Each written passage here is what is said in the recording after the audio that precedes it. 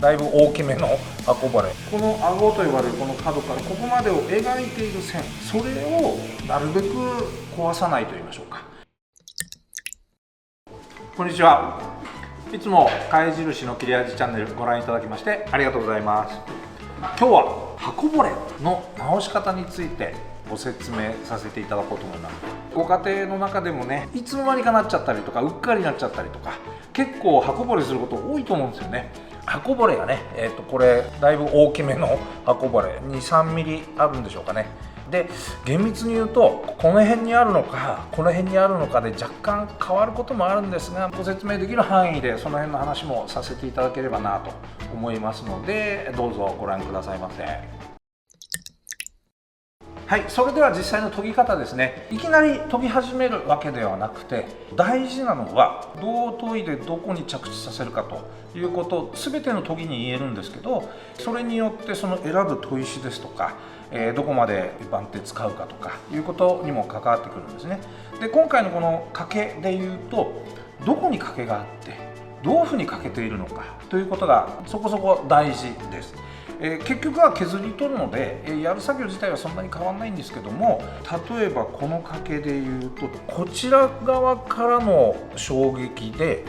欠けていて、ちょっとこっちに何て言うんでしょうね、裏見ていただくと出っ張ってると言いましょうかね。はい、いろんなケースがあろうかと思います。先端が欠ける場合もあるでしょうし、この反りと呼ばれるカーブのところが欠けることもあるかと思います。それによって若干変わるんですが、大事なのはこの掛けを片方だけから研いでいって、この掛けがなくなるまで要するに研がなければいけないんですけど、こっち側からだけやって掛けがなくなるまで研ぐと、包丁のその先端のこの刃がつく部分が刃体の中心からちょっとずれてしまうと、要は片刃みたいな形になってしまうことが考えられるので、その辺をうまく様子を見ながら研いでいって、片側から衝撃があって歪んでるんですが、それが最終的になくなった状態の時に刃の先端が刃体の中心に来ているというような研ぎ方を心がけると。ここまで極端な例はそうそうないと思うんですけども、そんな風に考えていただければいいかな。で、もう一つ大事なのが刃線と呼ばれる、この顎と呼ばれるこの角からここまでを描いている線、もともと買った時のその線ですね、それが刃線なんですけども、それをなるべく壊さないと言いましょうか、そういったことが一つやっぱりポイントになってきます。例えばここ欠けてるので、ここを研ぐんですけど、もっと例えば大きな掛けでここだけどんどん幅狭くなっていって、こっちが狭いんだけどこれそのまんま残していくと、若干その買った時と形状が変わってしまうので切りづらくなっちゃう場合もあったりします。あるいはこの辺が欠けていた場合、ここだけ研ぐとここだけ反りがなんか深くなっちゃって切りづらくなったりということも考えられます。理想は例えばここが2ミリ欠けてたら全部2ミリ削り取るみたいな、そうすると崩さずにこの刃線を描けるということなので、この包丁のその使い勝手がそんなに変わらないということがあるんですが、1箇所かけただけで全部削るのどうかなとも ありますし、手間もありますので、その辺がちょっと微妙なところなので、お研ぎになる方のお考えもあるでしょうから、ただしそれをちょっと考慮していただいて、例えばここだけかけてここだけひたすら研ぐと時々あるんですけど、ここが減っちゃって、よく言うのはそのコンコルドって昔あった飛行機、首がこう前に垂れてる、そういう風な形になっちゃうと切りづらかったり、下手すると切れなかったりとかっていうこともありますので、そういうご注意をしていただければと思います。大まかなご説明はこの辺で、じゃあ実際に研いでいきましょうという話ですね。で、砥石の選択、先ほど言いました頭の中でそのどう研ぐかを組み立てるときに、当然掛けがこぼれがあるということはたくさん削らなければいけないので、これ例えば仕上げ砥石でやったらとてもじゃないですけど時間かかりますから、粗砥石、つまり削る能力が高い砥石で削っていただいて、で、うまい形になってきたら仕上げ砥石とか、中砥石ぐらいでもいいと思うんですけど、刃を仕上げていくみたいな感じでやっていただければいいと思います。実際にやっていきますね。基本的には、第1章から第5章までありますけども、小刃付けの部分と基本的には同じと考えていただいて結構です。ですので刃の先端だけ当てて削るということですね。で、ただし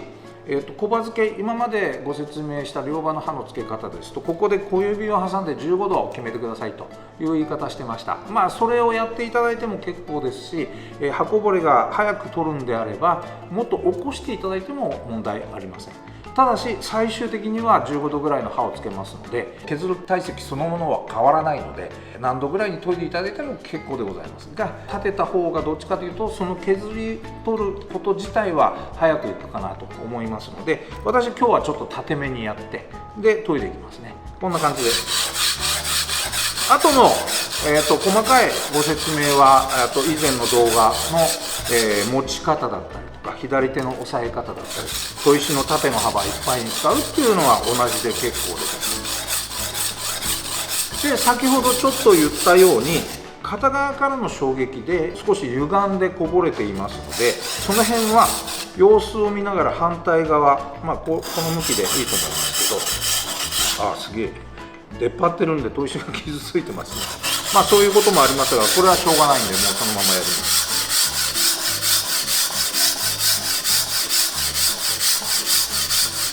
ここの時点では刃角度のブレはさほど気にしなくて大丈夫です。要するにここの幅を削っているだけですので、刃をつけていることとはちょっと違うので、ただしここブレ気にしなくていいやということでグラグラさせるとご自身の上達のところに関わってくるので、できるんであれば角度は安定させた方がいいかなと思います。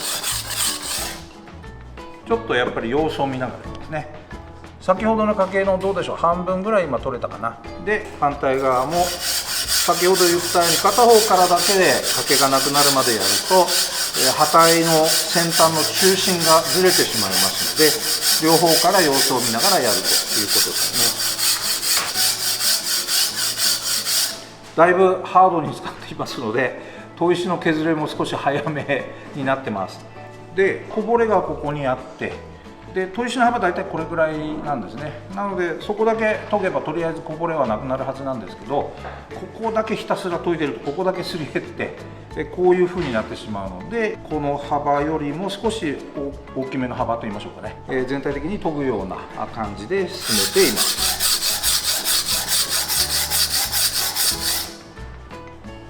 はい、途中経過報告。だいぶちっちゃくなってきましたね。ご覧いただくと分かるんですけど、泥がものすごい勢いで出てます。砥石へこんできてますんで一回直します。特に荒砥石は研磨力を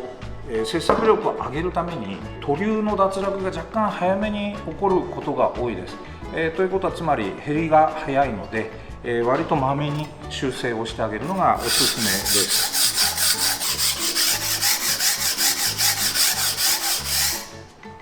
なんでしょうね、全体の破線を見るときは、こうやって見るのももちろんいいですけど、ちょっとこうやって光に当ててなんていうんですかね、角度変えて全体のシルエットが分かるような見方をすると、ここの反りと呼ばれるこの R の部分とここの今研いでる部分の形状的なバランス、元の形と見比べることが割とやりやすいので、こういう風にして要は縦を寸詰めにして、見やすくするように、すると、どう研げてるのかが分かるのかなということですね。だいたいこれで、刃こぼれが取れまして、同時に左右バランスを取りながら研ぎましたので、こぼれがなくなる最小限の研ぎ方っていいますかね、要はこの幅をなるべく縮めたくないのもったいないので、刃こぼれがちょっとまっすぐ必ずこういうふうに刃こぼれてるとは限らないので、先ほどお見せした通りこれは片側からの衝撃で刃こぼれが起きているので、両側から削った時にちょうどその刃こぼれがなくなるんだけど、刃体の先端がちょうど真ん中に来るような研ぎ方を心がけたわけでございます。で、この辺を主に研いだんですが、ここだけ研いだのでここに段ができてカーブがここでカクってなってここから直線になっていると、それが最初にお話しさせていただいた刃線が正しいかどうかということで、あんまり美しくないのでここを少し調整してもうちょっと自然な形にすると。でじゃあここの段取るにはどうしたらいいかって言ったら、この刃線に合わせて少し包丁を動かしてカーブを描いて、そこの今ついてしまった段を少し滑らかにするというようなことをここでやってみます。であんまりたくさんやると形がおかしくなってしまいますので、よく様子を見ながら不自然にならないような形で、しかも左右の均等さを崩さないようにうまく研いであげてください。でここまでぐらいであれば、お餅の中の最も粗い砥石をお使いになるといいと思います。先ほどこの辺にあった段が、だいぶ滑らかになって、全体として、ある意味自然な形、もともと売っていた形に、実際はいびつになってますけども、あまり大きく変えてももったいないので、こっち削りすぎてももったいないので、この辺にしとくということで、これでとりあえず、こぼれは取れたということですね。今これだいたい 2,3 ミリの刃こぼれを取ったんですが、これ元の幅があって、そこから今削ったことによって幅が狭くなったんですね。っていうことは、包丁って一番分厚いのが背中の峰と呼ばれるところで、一番薄いのがこの刃先の先端のところ。削れば削るほどその先端は厚くなっていて、そこに小刃と呼ばれる1章から5章までの研ぎ方の刃をつけて、当然切れるようになるんですが、厚みが増している分、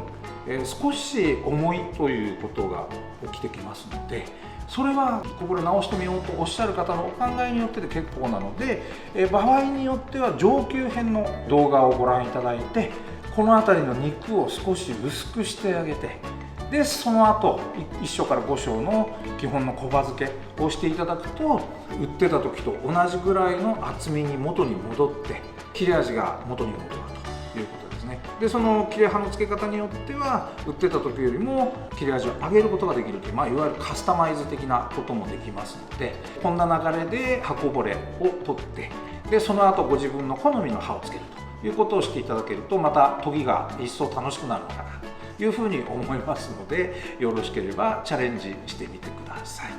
はい、それではですね、刃こぼれを直すということについてちょっとお話ししてみました。ためになった、楽しかったということであれば、ぜひチャンネル登録、それから高評価、あとよろしければコメントもいただければ励みになりますので、よろしくお願いいたします。どうもありがとうございました。また見てね。